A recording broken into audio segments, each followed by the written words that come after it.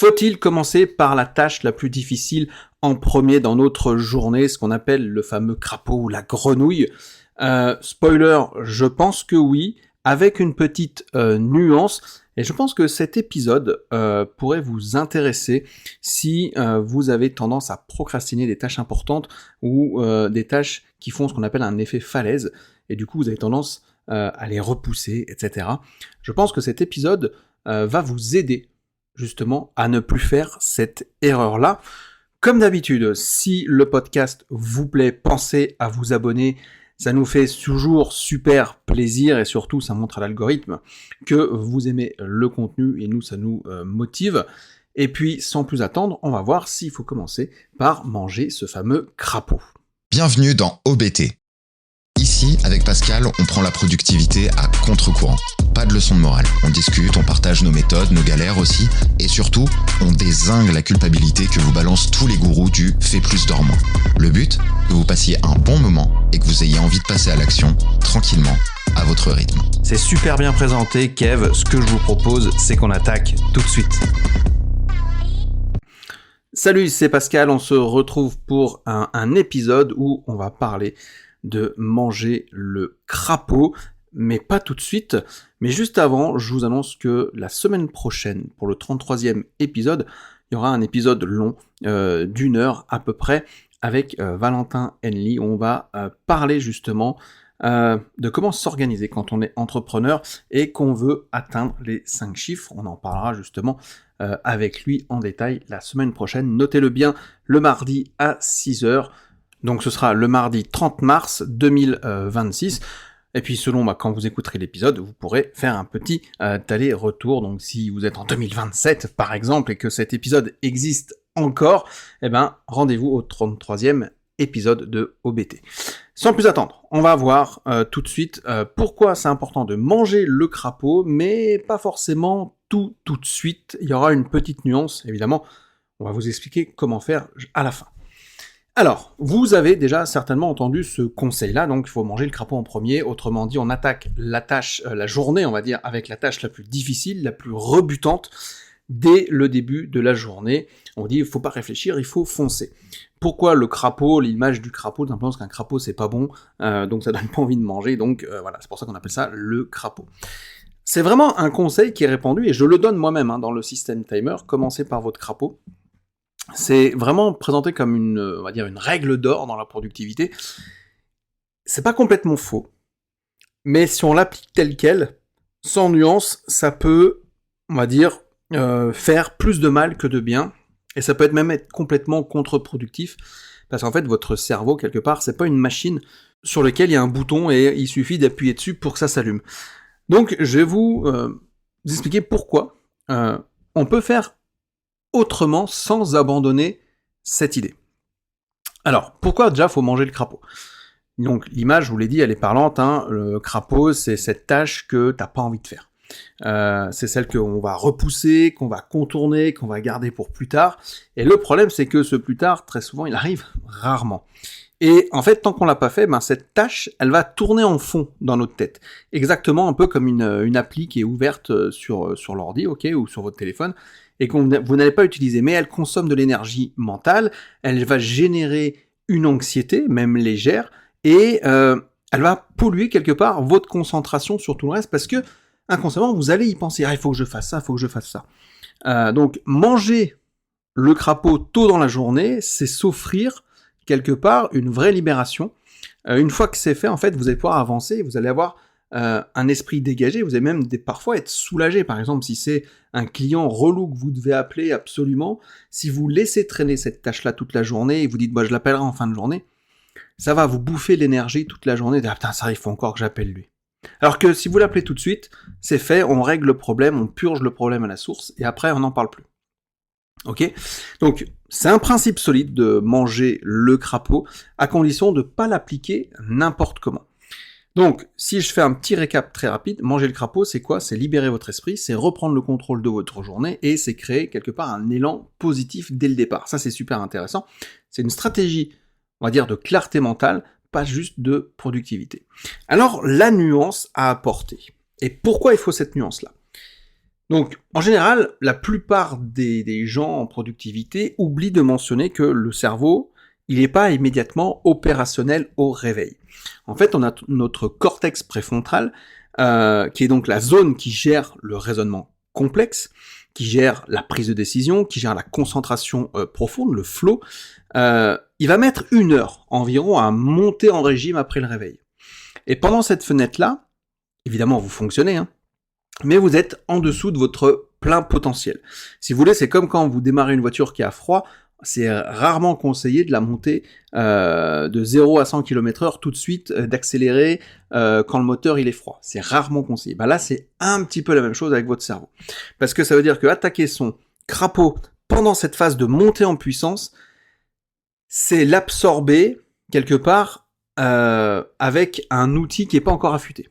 Donc, vous allez travailler plus longtemps, vous allez produire un résultat qui va être moins bon, et vous allez aussi peut-être vous épuiser inutilement sur quelque chose qui aurait pris peut-être 2 fois moins d'effort mental, ou même d'énergie, un peu plus tard.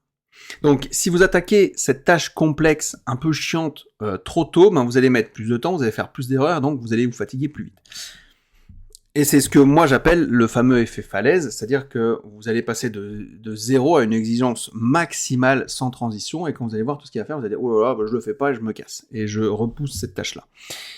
C'est pas forcément un problème de motivation, ça va être plus un problème mécanique. Donc le conseil, manger le crapaud en premier, il est pas faux évidemment dans l'intention, il est simplement mal calibré dans le timing, et on verra justement juste après comment faire. Donc, moi, ce que j'appelle le crapaud, vous l'avez compris, c'est pas forcément une tâche longue, pas forcément la tâche la plus longue de votre liste. C'est la tâche, en fait, que vous avez le plus envie d'éviter. Souvent parce qu'elle est difficile intellectuellement ou émotionnellement, parce que c'est une tâche qui peut être importante mais pas urgente, donc assez facile à repousser mine de rien, et elle peut être associée à une forme d'inconfort, donc c'est-à-dire une prise de risque, une confrontation au terrain, à la réalité du terrain, un effort soutenu.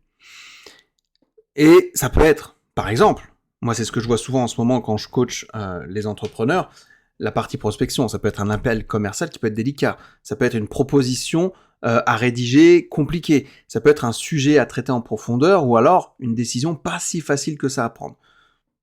Donc ce qui compte en fait, c'est que vous la reconnaissiez facilement, il faut vraiment l'identifier. C'est elle que votre cerveau va chercher à fuir dès le matin. Alors, vous allez me dire, ok, t'es bien gentil Pascal, mais comment on fait? Parce que si cette tâche, faut pas la procrastiner, s'il faut pas l'attaquer dès le réveil, ben on le fait quand? Alors, comment on va faire? La bonne approche, c'est plutôt, faut manger le crapaud en premier, mais avant, on va s'échauffer. C'est l'échauffement qui va vous faire bouffer le crapaud. C'est ce qu'on appelle un échauffement cognitif. Donc, vous allez, ce que je vous suggère en tout cas, de consacrer les 20-30 premières minutes de votre journée de travail à une tâche productive mais légère. Quelque chose en fait de concret qui ne va pas mobiliser toute votre concentration. Ça peut être simplement répondre à quelques mails simples. Moi je sais qu'à un moment donné, avant de commencer à manger mes crapauds, j'allais répondre à quelques mails histoire d'échauffer le cerveau. C'était des mails qui pouvaient se résoudre en 2-3 minutes, ok. Et c'était la première fois que je voyais les mails de la journée. Et après, on l'a vu, comment traiter ces mails dans les différents épisodes. Vous pouvez avoir des blocs de journée, des blocs de temps où vous allez rédiger vos mails. Et c'est vrai qu'à un moment donné, j'avais ce bloc de temps-là d'échauffement. Ensuite, vous allez pouvoir également, éventuellement, revoir votre priorité du jour. On a vu que pour bien organiser ces journées, il faut faire une liste la veille pour le lendemain, pour être certain de rien oublier, etc. Ça vous permet tout simplement de vous remettre en route quand vous la lisez. Vous pouvez faire une relecture rapide d'un document que vous avez, ou voilà, ce genre de choses-là. L'objectif, en fait, c'est pas vraiment de remplir du temps, c'est plutôt de mettre son cerveau en marche avant de lui demander un effort maximal. Et une fois que cette étape elle est franchie, vous allez attaquer le crapaud dans les meilleures conditions, plus vite, avec plus de clarté, et sans vous vider complètement. Et par exemple, moi j'ai remarqué, des fois je vais chercher le drive, je vais toujours le chercher assez tôt le matin, entre guillemets, quand il ouvre, c'est-à-dire entre 8h et 8h30, ou à 8h30, je sais plus. Et je vais toujours le chercher là-bas, à cette heure-là, parce que, en fait, ça me permet de rentrer dans ma journée déjà prête. Et c'est des choses, voilà, je vais prendre la bagnole, je vais mettre les courses dans le sac, je vais ensuite ranger les courses. Le cerveau, il est déjà en action. Et là, ensuite, je vais pouvoir commencer ma journée et attaquer le crapaud. Il y a eu un échauffement cognitif qui a été fait. Ça peut être aussi aller marcher. Ça peut être, commencer à réfléchir. Des choses là, vous faites ça pendant 20-30 minutes. Et ensuite, vous êtes prêt pour attaquer. Par exemple, vous faites de la prospection, c'est un conseil que je donne très très souvent, c'est ce que j'appelle un échauffement social. Notamment aussi, ça peut être pour les tâches relationnelles. Si vous n'aimez pas aller dans un networking, etc., je vous conseille toujours d'aller vous échauffer socialement, d'aller rencontrer des gens, parler avec des gens. Ça peut être à la boulangerie, au boucher, ou je sais pas où. Mais quelque chose où vous commencez à avoir des échanges avant d'aller dans ce type d'événement. Surtout si vous êtes un peu insociable comme moi, ça marche très très bien. Et donc, si vous êtes dans la prospection, par exemple, donc ça veut dire que ça nécessite une interaction humaine. La prospection, ça peut être pas forcément facile pour tout le monde, surtout s'il y a une négociation ou quelque chose comme ça. Donc avant d'appeler un prospect, ou avant d'entrer dans une réunion qui va être tendue, ou avant d'aller prospecter physiquement, mettez-vous en mouvement socialement. Allez chercher un café, échangez 2-3 mots avec quelqu'un. Appelez, par exemple, ceux qui font du call call, du phoning, appelez un ami, un collègue, avant la conversation avec votre prospect. L'idée, c'est d'activer le registre de communication avant d'en avoir besoin sous pression. Ça peut sembler tout con, vraiment, mais la différence, elle se ressent immédiatement dans le ton, dans la fluidité et dans la confiance, en fait, avec laquelle vous allez rentrer dans l'échange. Donc, c'est vraiment très très puissant, et moi je le vois, pendant quelques temps, je faisais des événements networking, je déteste ça, je suis pas du tout à l'aise. Et parfois, j'y allais, en fait, et je faisais exprès de mettre des journées de formation où je donnais une formation en présentiel pendant une journée où je faisais que parler à des gens. Et comme ça, quand j'enchaînais avec la journée du networking, ça passait crème. C'est-à-dire que comme j'étais déjà échauffé socialement, j'y allais, mais j'y allais pas à reculons. Alors, j'étais pas super content d'y aller, mais quand j'y allais, je pouvais parler avec des gens, je déconnais, etc. Et j'étais pas du tout renfermé, parce que pendant 7 heures, j'avais eu un échauffement social avec des gens. C'était même plus qu'un échauffement, du coup. C'était un match complet. Et du coup, ça m'avait libéré.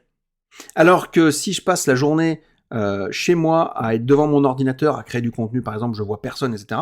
Si vous me dites, maintenant, Pascal, il va falloir que tu ailles à un événement networking, c'est même pas la peine. Je suis capable de l'annuler dans la foulée. Donc ça va, maintenant que je sais ça, maintenant que j'ai identifié ça, je m'échauffe, je fais en sorte pour ne pas annuler. Donc la règle, elle est simple à retenir, échauffez-vous, mangez le crapaud et continuez votre journée l'esprit léger. Donc, c'est pas une motivation magique, c'est pas une discipline qui est surhumaine, c'est juste mécanique. C'est une mécanique à mettre en place. Et une fois que vous aurez réussi, vous l'aurez mis, ça vous paraîtra super logique. Donc, attention, la nuance ne doit pas devenir une excuse, L'échauffement, il n'est pas là pour éviter le crapaud. Il est là pour mieux l'exécuter. Donc, si vous passez 2 heures à vous échauffer, vous avez perdu. C'est pas ce qu'on vous demande, Donc, pour terminer cet épisode, manger le crapaud reste un excellent principe. Il mérite d'être appliqué vraiment intelligemment et pas mécaniquement. Rappelez-vous, votre cerveau il a besoin d'une montée en puissance comme un moteur quand il est froid. Et quand il est bien à la bonne température, il carbure au taquet. Donc donnez-lui vraiment cette rampe de lancement, et comme ça, cette tâche difficile, elle deviendra beaucoup plus facile à manger. Donc, dès demain, échauffez-vous d'abord, mangez votre crapaud, et faites-le dans cet ordre-là. Voilà, j'espère que cet épisode vous a plu, vous aura donné quelques pistes intéressantes pour éviter de procrastiner sur des tâches importantes qui vont tourner en fond et qui vont vous bouffer de l'énergie. J'en parle dans le système Timer. Si vous voulez aller vraiment plus loin, c'est vraiment l'accompagnement qu'il vous faut pour mettre en place des actions concrètes et adaptées à votre réalité de vie. C'est ça qui est important, parce que les outils dont je parle, ils sont pas, c'est pas des outils exceptionnels. Je veux dire, ils sont connus. C'est pas des trucs que je sors de mon chapeau. Ils sont connus, sauf qu'on vous aide vraiment à les implémenter à votre réalité de vie. Et c'est ça qui est puissant, parce que le nombre de personnes sur les 80, 90 maintenant qu'on a formé, qui disent « Oh mais je connais cet outil, il n'a pas marché sur moi, etc. » On parie. Et si, en fait, il marche. Ouais, mais parce que tu l'avais mal utilisé. Il n'était pas adapté. C'est que tu l'as utilisé comme ça, mais sans savoir pourquoi tu l'as utilisé comme ça, etc. Et c'est ça, là-dedans, on vous fait vraiment prendre de conscience de votre relation au temps, de comment y faire face.